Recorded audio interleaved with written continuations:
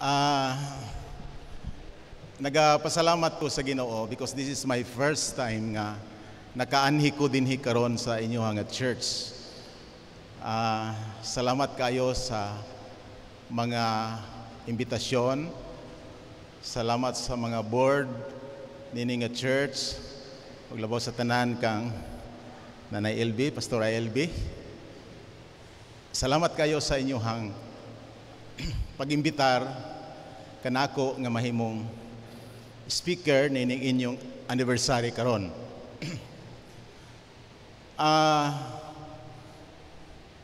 Pagingon ni Brad Joey nga ako mo speaker, murag medyo alanganin ko ba nga mutando. Tungod kay kasagaran sa mga anniversary dinhi, mga pariner ang inyong mga speaker. Usahay no, di ba? Pero tungod sa atong panahon karon sa pandemic nato, murag lisod sila makaanhi dinhi sa atua. So, mi sanong ko sa iyahang pagingon nga, Pastor, ikaw kunoy gikasabutan nga mahimong speaker sa anniversary.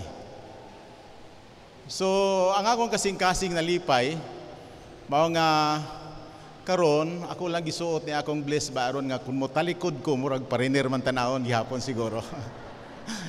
Praise God. Murag maglisod na kog agi ba ganina, naglisod ko problema gasa ko kumulusot kay daghan pang nanghatag ba. Salamat sa Dios sa mga blessings. O ang Biblia nagaingon nga walay usa ka butang nga inyong gibuhat para sa Ginoo nga dili kawad-an og balos.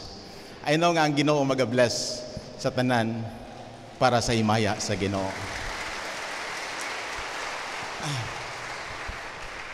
Kaya ganina,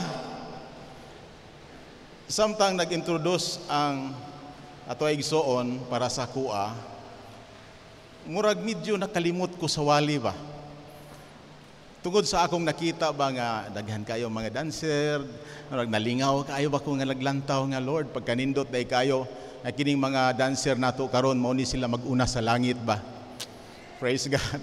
Tod kay ang Biblia nagsulti nga sa langit ang atong trabaho mao na ang paghimaya o pagdaig sa atong buhi nga Dios. Mao nga pag-introduce sa atong igsoon, nakaingon hala ako man speaker karon. Og salamat sa Dios igsoon ini nga dako nga privilege nga gihatag ninyo kanako karon. Tod kay kining dili kayo tahinambungon og kumya, talagi sarata makita ba, dugay-dugay naman ako din sa Misamis Occidental, pero tungod kay layo-layo dito amoa sa dapit sa Claren, sa Jimenez, di kayo ko makatambong sa mga katiguman sa mga pastor. O salamat sa Dios nga uban kanato giilami ni Pastor Guri, pipila nako ninyo siguro nakailan nako, pero salamat sa Dios nga ang Dios duna siya'y pinasahi nga buhaton karon sa atong matag usa ka kinabuhi. Ang Biblia nagsulti, man shall not live by bread alone. Dili lang ta mabuhi sa pagkaon nato, but ang tao mabuhi usab kita sa pulong sa Ginoo. O nga dili ta maglangan igsoon. Pila ba nato excited nga makadungog sa pulong sa Ginoo? Praise God. Hallelujah. Ang atong tema karon is about the stream in the desert. O kini atong makita dinhi sa sinulat sa usa ka propeta nga si Isaias. Gusto nako nga basahon kini nga verse, kini nga chapter 35. But akong gusto nga basahon from verse 1 to verse 10. Tungod kay imong mabasa ug imong makita dinhi giunsa pagpatubig sa Ginoo, giunsa paghimo sa Ginoo og mga suba diha sa dakong diserto. And Isaiah chapter 35 verse 1 to verse 10, gusto nako nga basahon ni sa atong pinulungan nga Cebuano. Binisaya. Tingali sa inyong screen na siguro ang English diha, pero akong basahon dinhi sa atong mga pinulungan. In verse 1, nagingon, magmaya ang uga nga kayutaan, ug mutubo sa desierto ang kabulakan. Mag-awit kini sila sa kalipay, ug mahimong matahom sama sa bukid sa Libanon, ug mahimong tabunok sama sa Carmel ug sa Sharon. Makita sa katawhan ang himaya sa Ginoo, ang kahalangdon o gahom sa atong Diyos. Busa, liguna ang mga kamot nga wala nay umoy, o ang mga tuhod nga mga luya na. Ingna ang nakabsan sa paglaom, pagmaisog, ayaw kahadlok, muanhi ang imong Dios aron sa pagpanimalos sa imong mga kaaway, ug iya kamong luwason. Makakita naon niya ang mga buta, ug makadungog na ang mga bungol. Maglukso-lukso na ang mga bakul daw sa lagsaw, ug mag-awit ang mga amang sa kalipay.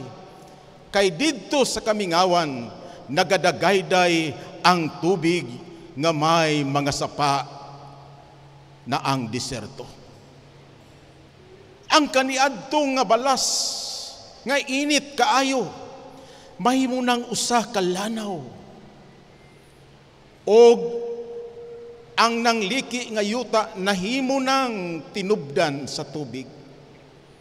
Og sa mga dapit diin bugang og kupong-kupong ray nanubo, o gipuy-an sa mga lubo, o gipuy-an sa mga lubo nanubo na ang mga sagbot. Didto may usa ka dakong dalan, ang ngalan ni ining dalan, dalan nga balaan. Kini nakahimo na sa pag-agi ni ini ang mga makasasala, o may salaag didto ang mga buang-buang. Walay liyon nga muagi ni ini, ug bisan unsang mananap nga manukob, kay ang mga linuwas lamang sa Ginoo maoy mangagi ni ining dalana. Unya mamauli sa Jerusalem nga mag-aawit, malipayon, ug magmaya sila hangtod, og ang kasubo ug ang pagpanghupaw mga hanaw sa dayon. Mao kini ang usa sa mga propesiya sa usa ka propeta sa Ginoo nga si Isaias. Because during the time, ang katawhan sa Israel, kung imong basahon ang chapter 34, naa sila maigsuon sa labihan nga kalisud. Naa sila sa daghang mga gubat.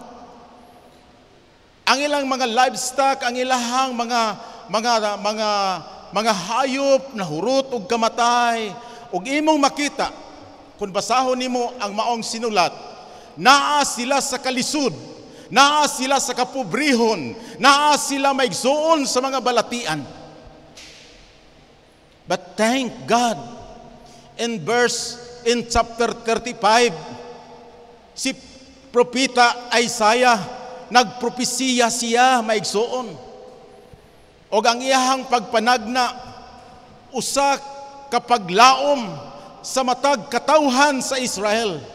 Not only sa mga katawhan sa Israel, but even today sa atong matag usa ka kinabuhi, naay nindot nga paglaom, nindot nga kinabuhi nga din atong masinati uban sa atong buhi nga Dios.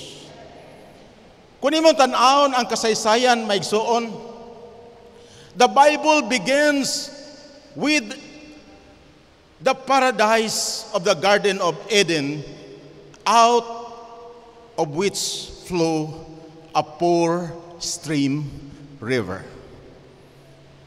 Sa diya nga gibuhat sa Dios ang tanaman sa Eden. Gibuhat niya ang tanang mga nindot nga mga kahoy, gibuhat niya ang mga nindot nga mga tanom, but ang Biblia nagaingon adunay upat ka mga suba nga gibuhat ni Jesus didto sa tanaman sa Eden. Ang Biblia imong makita nga iyang gisugdan sa suba. O kung imong tan-awon sa sinulat ni Salmista David, imong makita in Psalms chapter 1, miingon si King David, "They are like a tree planted by the rivers of water."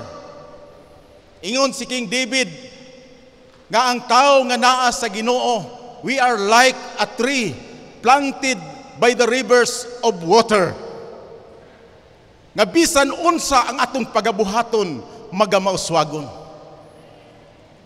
In Psalms 46, mingon si King David, whose streams make glad of the city. Kansang mga suba nakapalipay sa mga syudad. Ang maong suba nga gisgutan sa tanaman sa Eden. Ang maong suba nga gisgutan ni King David. Bisan pa hangtod karon in the New Testament, maigsoon, kanunay nag-overflow ang maong suba.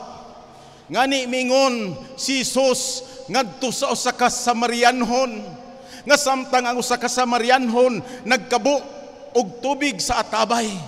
Mingon si Jesus ngadto sa Samarianhon, "Babae, kung makatilaw lang ka sa tubig nga akong ihatag kanimo, dili nagyud ka pag-auhawon." Dayon gitapos ni Jesus ang maong tubig in Revelation chapter 22 verse 17.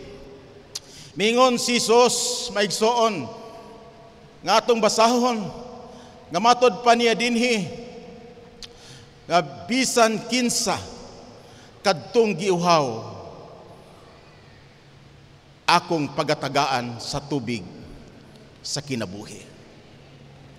So din niya ato makaplagan igsoon nga sa atong gibasa karon, sa atong gisunod karon nga mga pulong sa Ginoo, imong makita nga dunay upat ka mga suba nga atong lantawon karon buntaga. Kung atong basahon dinhi sa atong gibasa maigsuon, imo makita that the life was different. There are difficult time of the people of Israel. But I want you to know, maigsuon, that water is life. Ang tubig kinabuhi. Ang kadalihok sa tao, pulos mangita tag tubig. Bisan sa pagpananom, bisan sa balay, ang tubig importante maigsoon sa kinabuhi. Mga kunimong lantawon ay maigsoon, imong makita that we learn that suffering and difficult time is a part of our life. Ang kalisod, ang mga problema, ang mga balatian is the part of our life today. O kana mauna ang pagbati sa katawhan sa Israel. Naa sila sa kalisod, naa sila sa diserto. O nga dawadaan sila sa paglaom.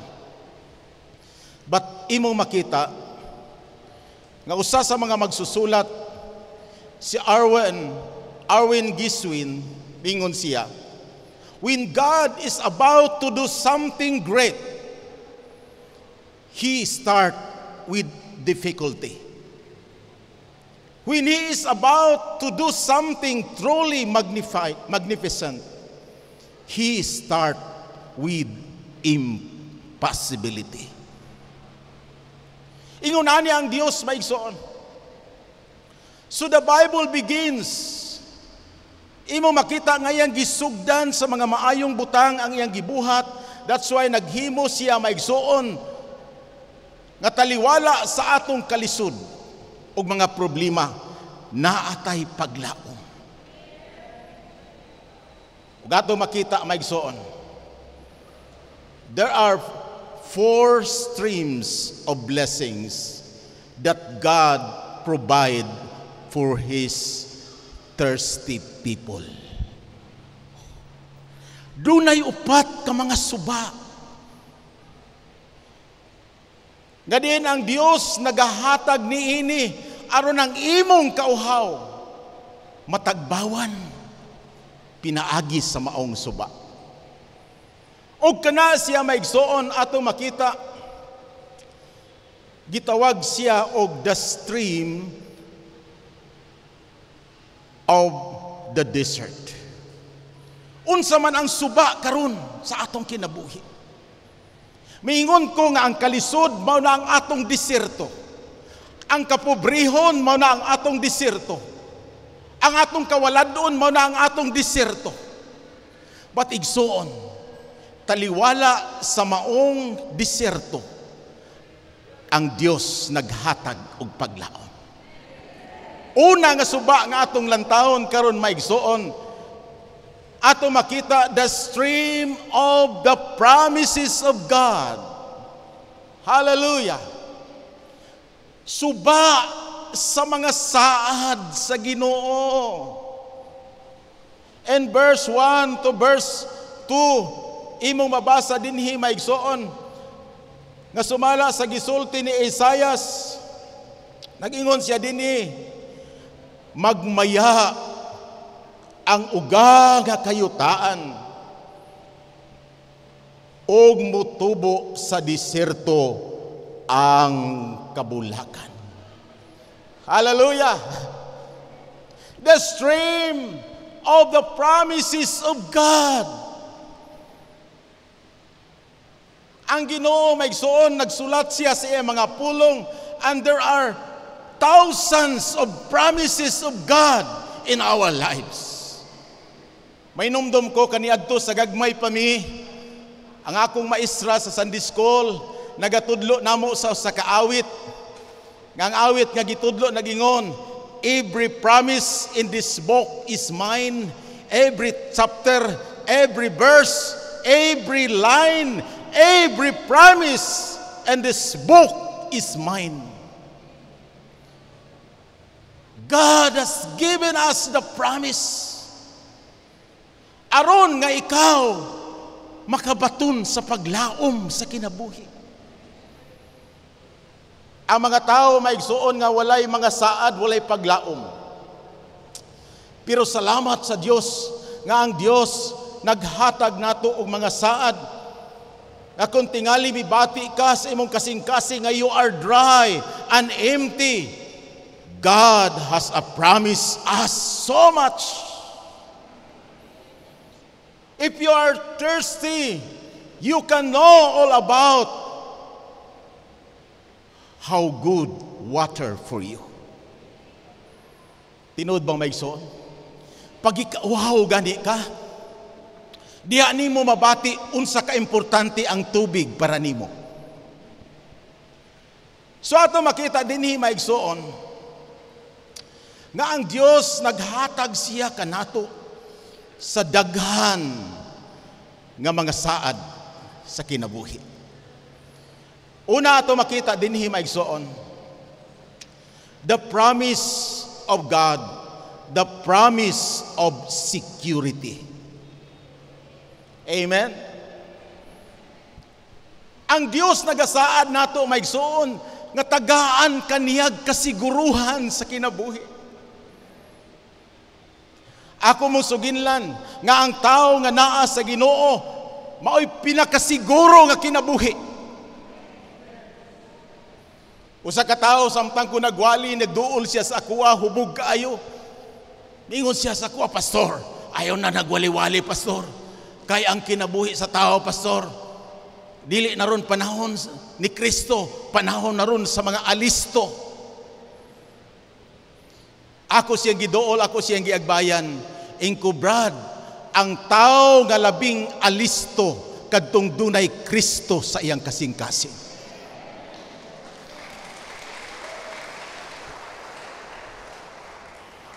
Praise God. O kana mao'y atong paglaom karong panahona.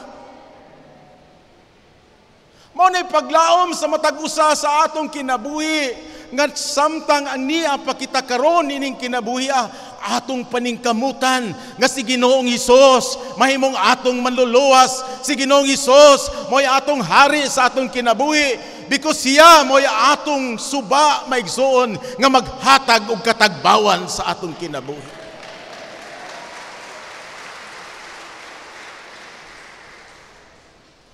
Labi na sa atong kahimtang karon sa atong pandemic. We have a lot of fear. Usay karon giputos tas kahadlok, giputos tas kabalaka maigsuon. But hinumduman nato, taliwala nining tanan na ay saad ang Ginoo kanato. O kana nga mga saad sa Ginoo nato nga nagaingon, I am with you always until the end of the world. Ubanan tas Ginoo igsuon. Ang Biblia nagsulti nga ang Dios dili pareha sa tao nga mamakak. Ang Dios dili bakakon sa iyang mga saad. Nga bisan sa atong kahimtang karon, dumdumo nato nga naay Ginoo nga nag-uban nato, dumdumo nato nga naay dugo ni Ginoong Hesus nga nagtapon kanato, ug ikaw iyang iiway sa tanang matang sa kadaotan.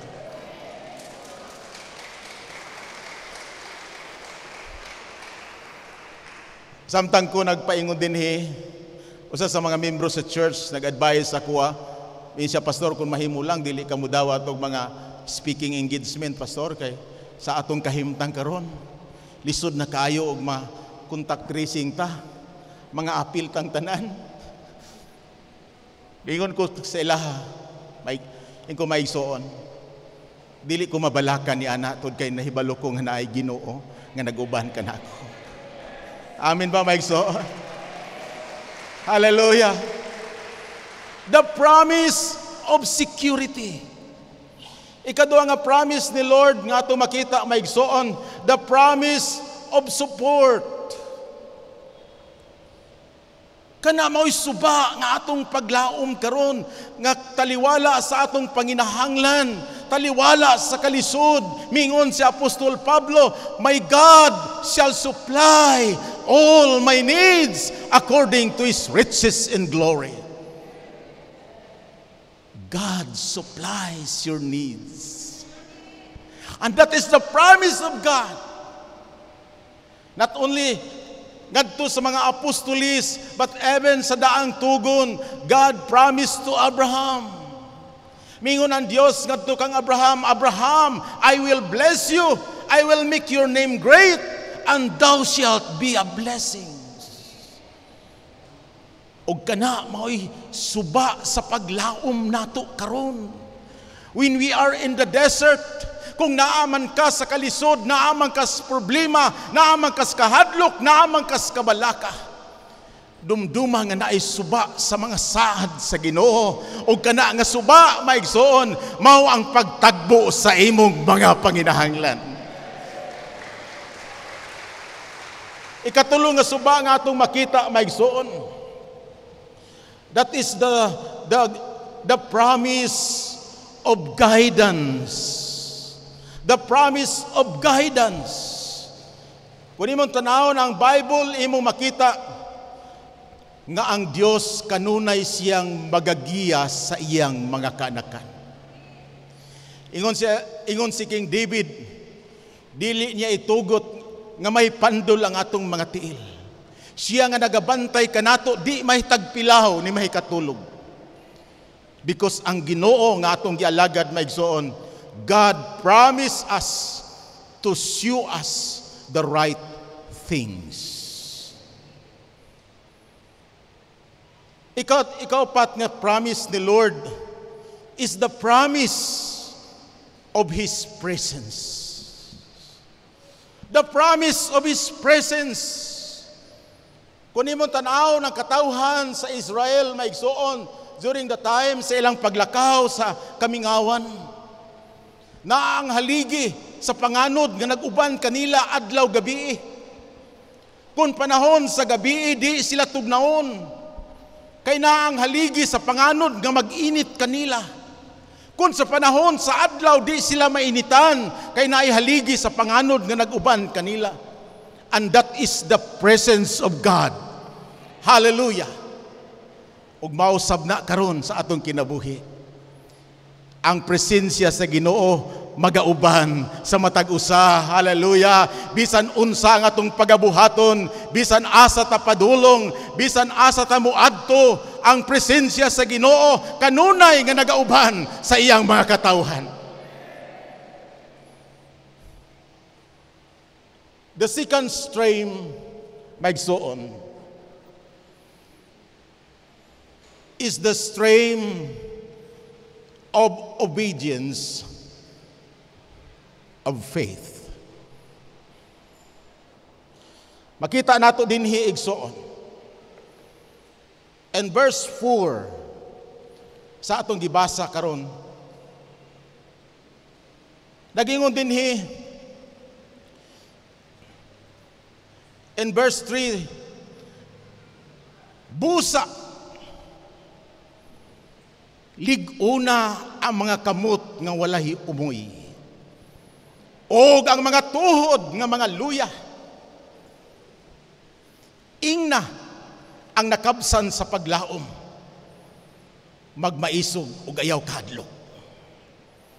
Muanha ang imong Dios aron sa pagpanimalos sa imong mga kaaway, og iya kamong luwason. The promise of obedience of faith. Kung imong tanawon dinhi maigsoon, we use our hands to work with. A weak hands, ang luya nga kamot, are not working for the Lord.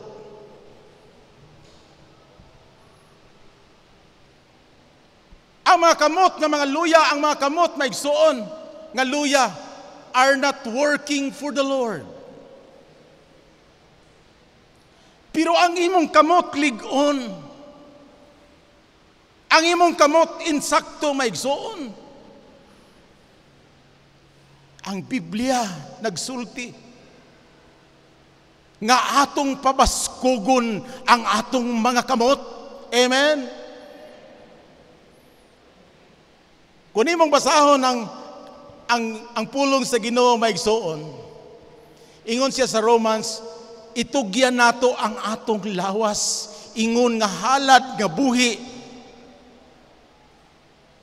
ngadto sa Dios. Samtang ko nagbasa ng utana kung anong lawas man, di ay ang atong lawas mo'y problemado. Ang atong espiritu andam. Ang atong espiritu walay problema. Ang problema naa sa atong lawas. Kaya usahay, pag ang atong lawas luya, kung ang atong espirituhanong lawas luya, dili kayo takatabang sa buluhaton sa Ginoo. Mao nga ang Dios nagkinahanglan siya og mga matinud-anon nga mga katawhan. Kaya ang mga matinud-anon nga mga katawhan, mao nay lig-ong mga kamot nga musugot sa Ginoo. Ang Biblia imo makita nga naghatag si Jesus og usa ka parable, usa ka sumbingay sa usa ka vineyard, usa ka kaparasan. Unya dunay usa ka dakong fig tree nga natubo. Usa ka panahon niadto ang usa ka amo. Nagtan-aw siya sa fig tree, walay bunga. Iyang gitawag ang iyang sulugoon. Hoy Brad, putla na kahuya kay way bunga. Naghangyo ang caretaker nga, sir, kung mahimo di sa nato putlon, ako saning atimanon, ako saning abunuhan, kung dili ni mamunga sunod tuig, ayahan nato ni putla. Mao nga nagkasabot sila maigsoon. Giatiman, giabunuhan. Kung imong tanahon sa Bible, we are like a fig tree. Kini nga church mo ni ang atong vineyard. Dinhi ta gipugas, dinhi ta gitanom sa Ginoo. Wala ta gitanom sa Ginoo sa kalye, wala ta gitanom sa Ginoo sa mga kagulangan o mga kaumahan. Dinhi ka gitanom sa Ginoo, dinha ka sa imong simbahan gitanom sa Ginoo. And God wants you to bear fruit. Tingali nakita sa Ginoo nga you are weak sa ang imong kamot. But igsoon, God has given us the opportunity na dinhi sa simbahan ang tanang mga fertilizer nga motubo ang atong espirituhanong kinabuhi. Na dinhi sa simbahan ang mga trabaho pahina. Na sa simbahan ang mga services. Na sa simbahan ang mga outreach. Ang gidasig sa Ginoo nato, we need to take advantage the opportunity nga mubunga ka sa imong simbahan. Amin ba, maigsoon? Tingali pagingon sa uban, narabat tayo visitation karon, sila lang. Una ba tayo prayer meeting karon, sila lang. Igsoon, pahimusli ang oportunidad nga mutubo ka. Pahimusli ang oportunidad nga mubunga ka sa imong simbahan. That's why ang prophecy ni Isaiah, nagprophecy siya nga mga igsoon, gusto sa Ginoo nga buhatan og suba sa pagkamasinog kanon ang iyang makatawhan aron kansang mga kamot nga luya mahimong lig-on sa pagbuhat sa buluhaton sa Ginoo. Buhatan nato og suba sa pagkamasinog kanon aron kansang mga tuhod nga luya makalakaw sa pagwali sa maayong balita sa kaluwasan, sa pagbuhat sa mga buluhaton sa atong buhi nga Dios. Ato makita dinhi maigsoon, we use our knees both to prayers with. Na kung imong tanawon maigsoon, those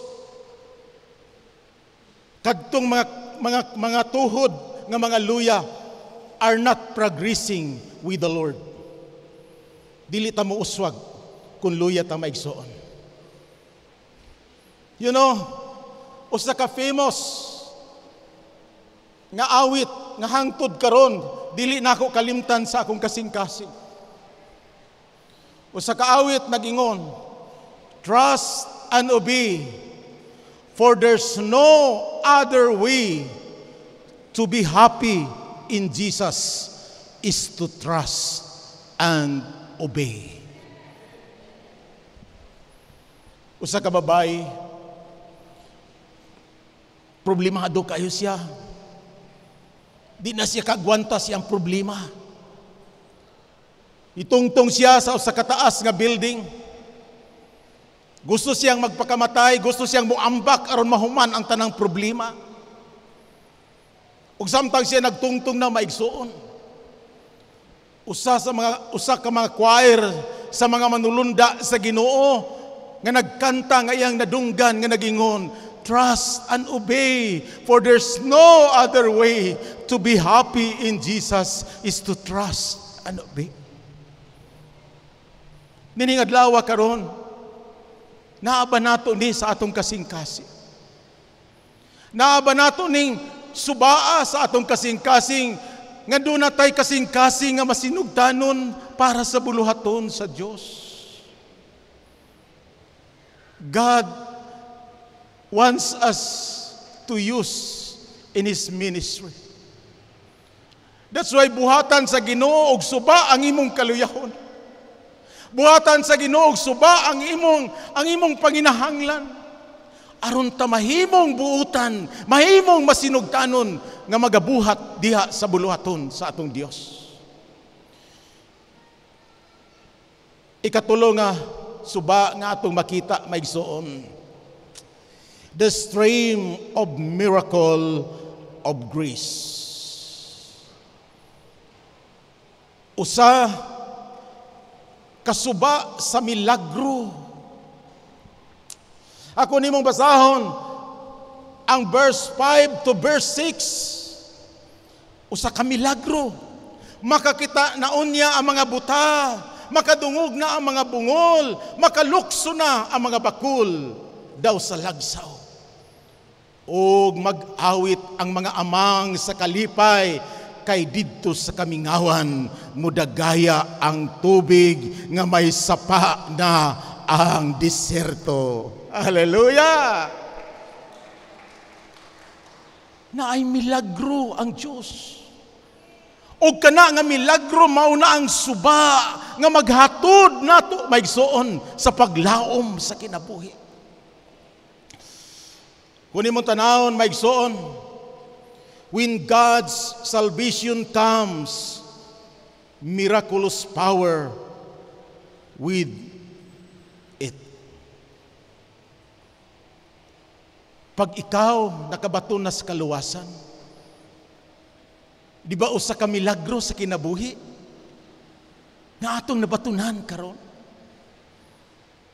Usa ka milagro nga imong masinati nga kansang kinabuhi maigsoon, makaplagan nga kaniadto wa kay paglaom, kaniadto wa ka kakita sa langit.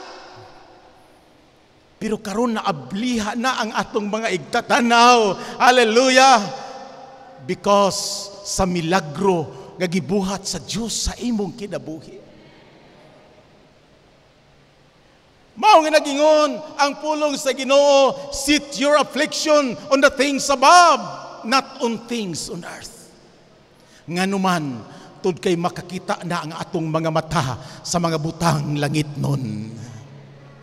Hallelujah! And that is a miracle. Usa na ka milagro nga imong nasinati sa kinabuhi. Og matod pa dinhi maigsoon, di lang kay mga buta makakita, but makadungog na ang mga bungol. Sa una magpalingog-lingog lang ta, di ba? Pag naay magwali, usahay di ta ganahan.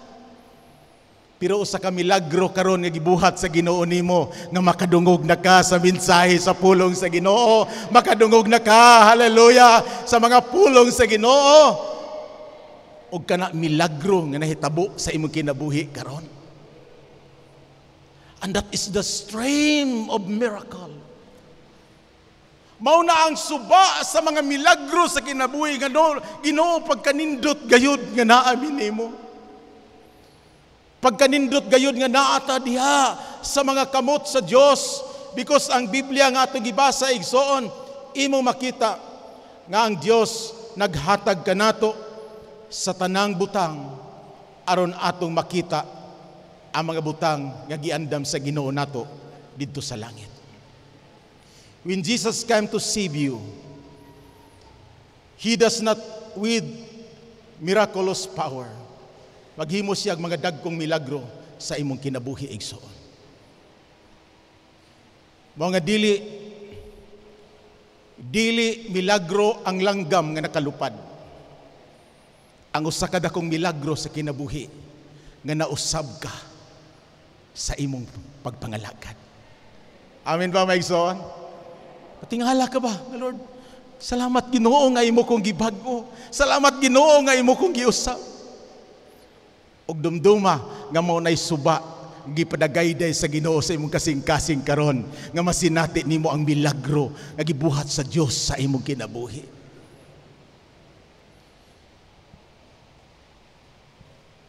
Katapusan nga stream maigsoon, the stream of life of holiness. The stream usa ka suba sa kinabuhi diha sa pagkabalaan. Ingon din ni maigsoon ang verse 7 to verse 8. Ang kaniadtong balas nga init kaayo mahimo ng usa ka lanaw. Og ang nangliki nga mga yuta nahimo ng tinubdan sa tubig. Og sa mga sapa diin bugang og kupong-kupong ray nanubo. Gipuy-an sa mga lubo nanubo na ang mga sagbot. Verse 8. Didto may usa ka dakong dalan. Og ngalan kinig dalan nga balaan. Dili makahimo pag-agi niini ang mga makasasala. O may salaag didto ang mga taong buang-buang. And verse 8 nagingon, sa diha nga gipatubig na sa Ginoo ang uga nga mga desierto. Nagbuhat ang Ginoo laing suba, and that is the stream of holiness. Sa English words, gitawag na siyag highway. Usahay makumo nato nga words, highway. Ako nimong sabton sa Binisaya, habog nga dalan. Dili long way, highway. Ako nimong basahon, ko nimong tanahon, maigsoon ang Biblia. Usa ka dalan nga diin gilimpyuhan sa Ginoo. Usa ka dalan nga diin gipahiluna sa Ginoo sa imong kinabuhi. Nga samtang niya takaron ining kinabuhi, gusto sa Ginoo nga magalakaw ang tao diha sa dalan sa pagkamatarong og pagkabalaan. Kaya ang Biblia nagingon, kung walay pagkabalaan, walay makakita sa Dios.